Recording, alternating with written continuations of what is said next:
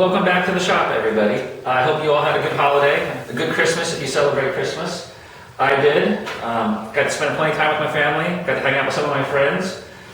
But now that I'm back in the shop, which I was kind of looking forward to over the last couple of days, I'm going to get down and start a new project. This will probably be a multi-part project for me, just because of how my shop time gets broken up. But I'm going to set up this grinder for my shop. Maybe for the last decade or so probably, I used that little 6-inch no-name grinder back there. And while it wasn't a great grinder, it did what I needed it to do. So this is a Baldor 8-inch slow speed grinder, so it's going to be a substantial upgrade for me. So this evening what I plan on doing is making an arbor to mount this roughing wheel. So this is a Norton 3X 46K wheel, which is good for roughing in high-speed steels and tool steels. So that'll handle my, when I need to do a drastic change to, say, a wood-turning lathe tool, or I need to rough in a new high-speed steel tool bit for the metal lathe.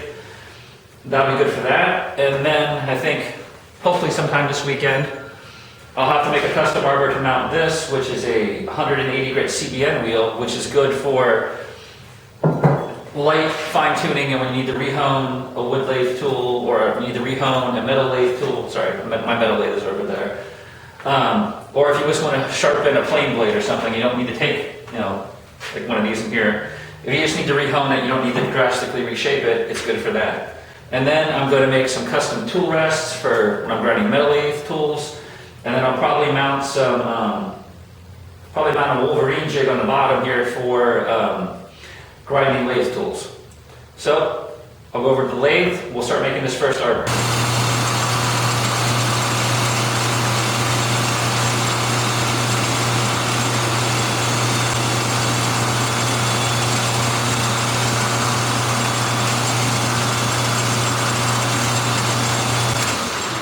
Okay, so I got that faced off, and I think I'm going to drill it first, and then turn the OD down to the proper size. So get this set up.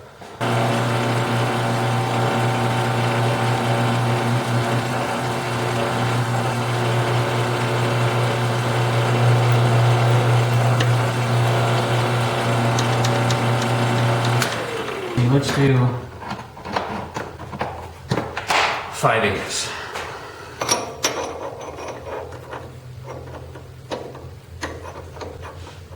Get the bit in and well seated and locked down. Get it up close here.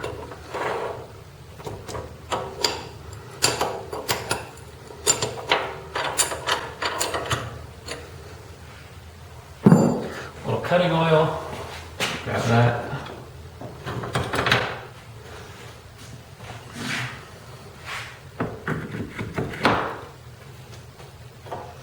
Chip brush here. See how we do.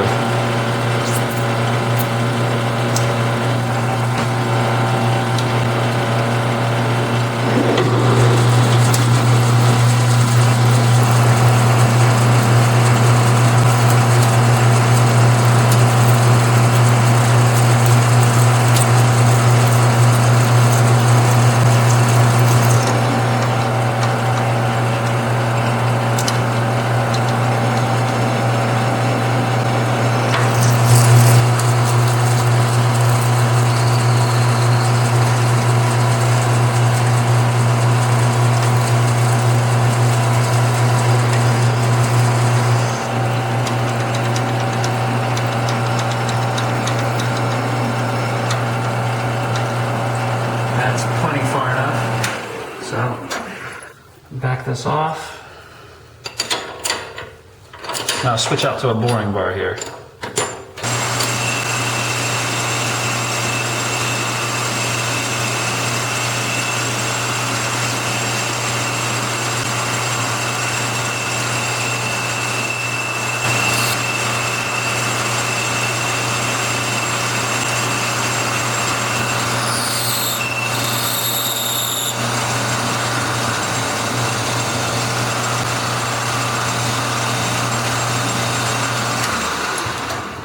Okay, so let's, I'll blow this out and take a measurement, see how much further I have to go. Well, if I measured this correctly, I've got to take another, what did I say, 46.5 thousandths off. So we'll see how it goes.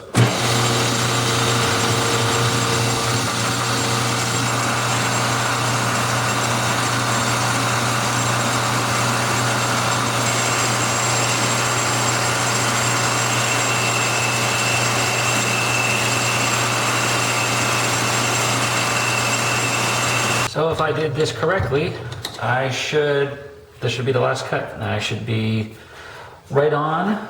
Actually, I should be a little over because I need to be a little over. That's my tolerance is oversized, so if I'm a little over, it's good to go.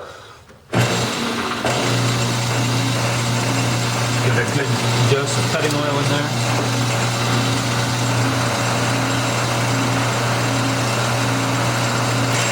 Let it go.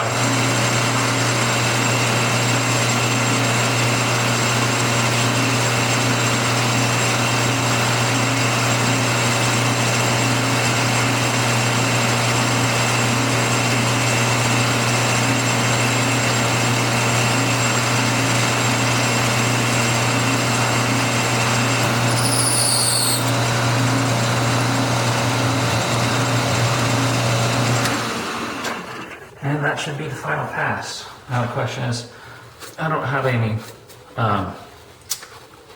gauge pins, so if I did, I don't think I'd want to buy one this big. So let me see if I can clean this out. Let me look around the shop, see if I have anything.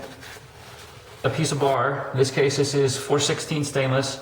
I've mic'd it. I mean, it's cold rolled, so there's going to be some tolerance in it. It's not like it was turned or anything, or ground. But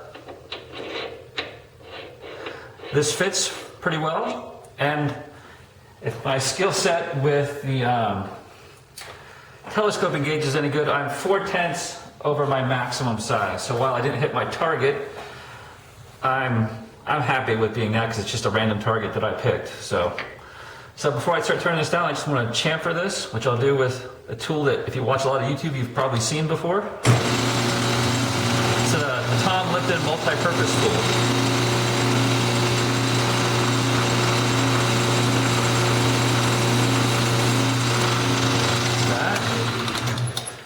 Now I just need to start turning this down.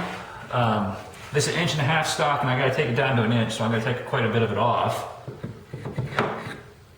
But it's what I had, so it'll have to do.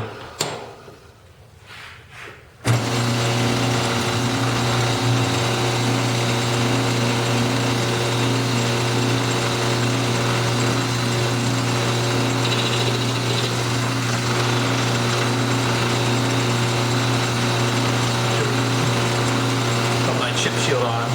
There we go.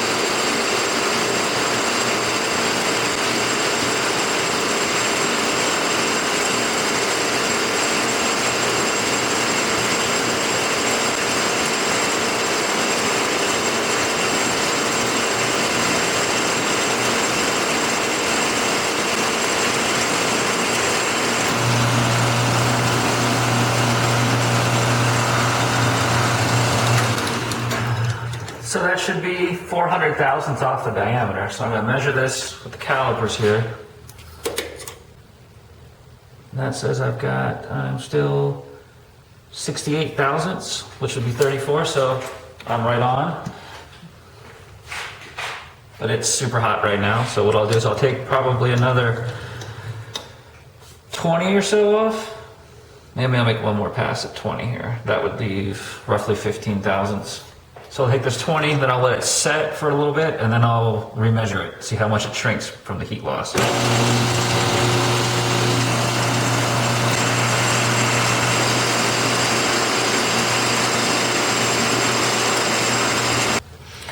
So I've let this cool.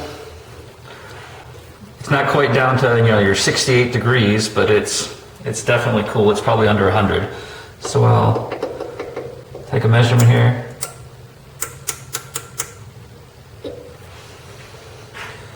I have 27.4. Yeah, 27.4 thousandths to come off. Divide that by 2. So 13. And that's to get me down to 1, and my tolerance is +0 -2. So I'm just going to round this and take an extra off. So that's 13. There we go, 14.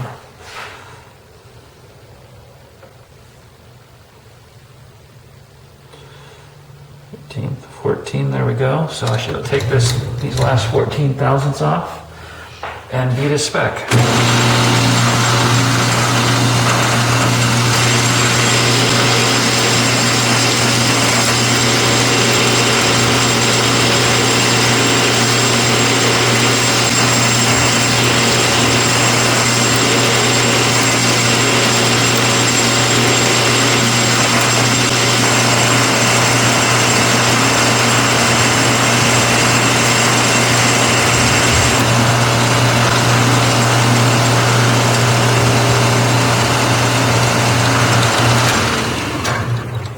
So everything went well.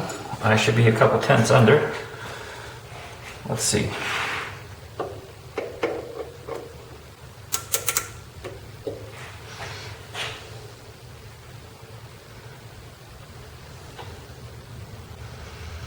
I'm not. I'll double check this, but I think I'm thousandths over still. It kind of sucks. So I am definitely a thousandths over still, so since I can go -2, I'm going to take 2 thousandths off and put me right in the center of my tolerance. And I've also upped the speed to 1,000 RPMs, which should hopefully give a better finish, because I noticed on that last pass, the finish had degraded a little bit, probably because the diameter has come down and the surface feet per minute's come down. So we'll see how this goes.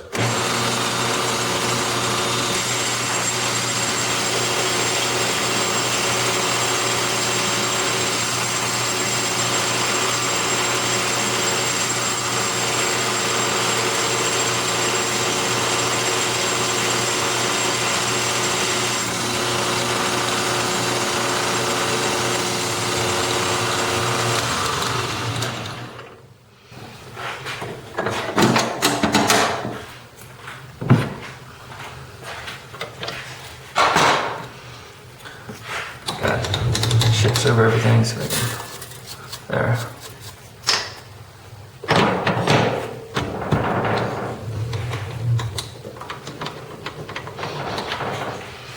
And this needs to be 1 inch, so I'll give myself a little extra.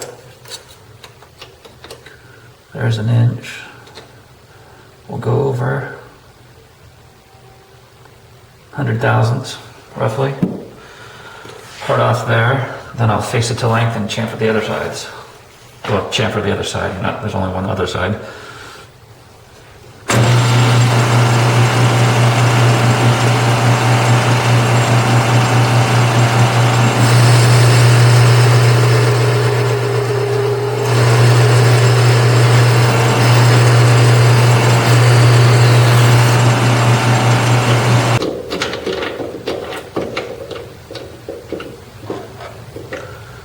Turn it, you can turn.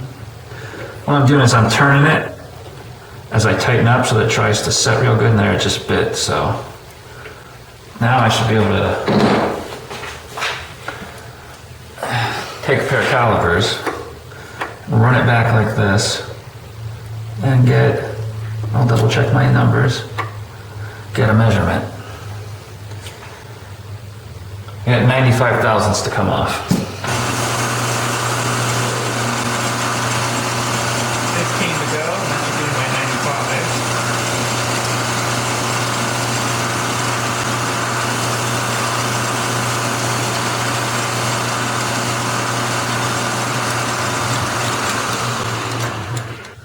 Kind of hard to tell you're parallel, or yeah, parallel with the part.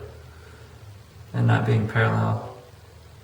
That's not parallel, that's parallel. So I'm 3 over, 2, 3 over. That's within tolerance, so that's good enough. So now I just need to, what do I do with my chamfering tool? There it is. Chamfer the inside and outside of this end, and it's done.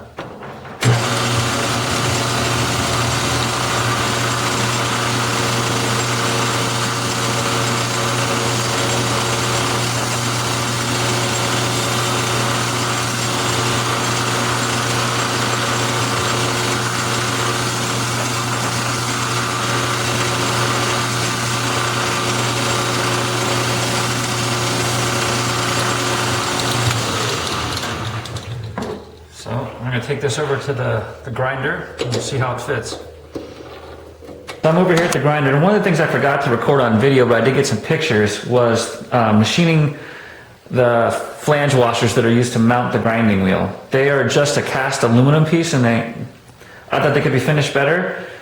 So what I did is essentially, the first thing I did is I mounted this in the chuck and then faced the small side, the side that will actually mount against the nut or the flange on the grinder.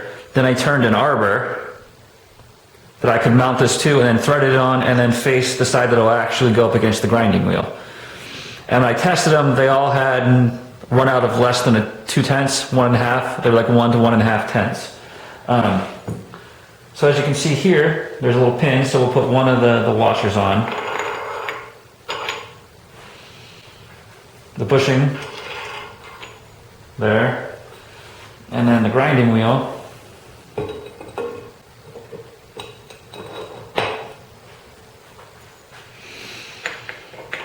So got a bushing. And one thing I've noticed is these bushings are nice and wide. They're as big as the paper is, which means that the aluminum's not going to be bearing directly on the grinding wheel, which is always nice. I'm just going to hand tighten this. Let me turn it here. Now I'm looking down across the grinding wheel itself.